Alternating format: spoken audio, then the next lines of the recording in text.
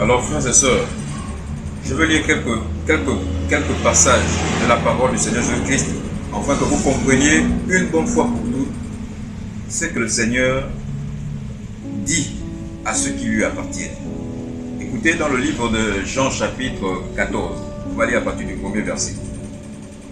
Que votre cœur ne se trouble point, croyez en Dieu et croyez en moi.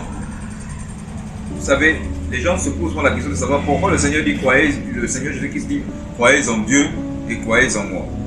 En principe, la personne dont il parle en disant que croyez en Dieu, il s'adresse à lui-même. Il parle à lui-même. Parce que Dieu était en lui. Et Dieu est en lui et Dieu c'est lui. Que ça étonne les gens, que les gens puissent raisonner, ça leur regarde. Dieu c'est Jésus-Christ de Nazareth. Il y a plusieurs demeures dans la maison de mon Père. Si cela n'était pas, je vous l'aurais dit. Je vous ai préparé une place, et lorsque je m'en serai allé et que je vous aurai préparé une place, je reviendrai et je vous prendrai avec moi, afin que là où je suis, vous y soyez aussi. Vous savez où je vais, et vous en savez le chemin. Thomas lui dit, voilà comme Thomas qui raisonnait, qui n'avait pas encore la révélation. Seigneur, nous ne savons où tu vas. Comment pouvons-nous en savoir le chemin? Jésus, le Dieu Tout-Puissant, va lui répondre.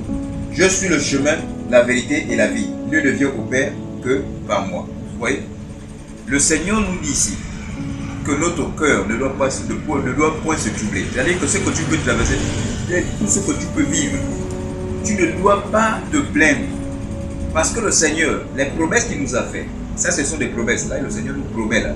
Il nous promet ce qu'il va nous donner lorsque nous aurons revêtu notre corps spirituel. Vous savez, le Seigneur te dit de ne pas te plaindre, de ne pas être dans l'angoisse, de ne pas te troubler. Il va te préparer une place dans le royaume des cieux. Notre espérance, en principe, nous devons espérer à son retour et à ce qu'il nous a promis dans les lieux célestes. C'est la seule chose.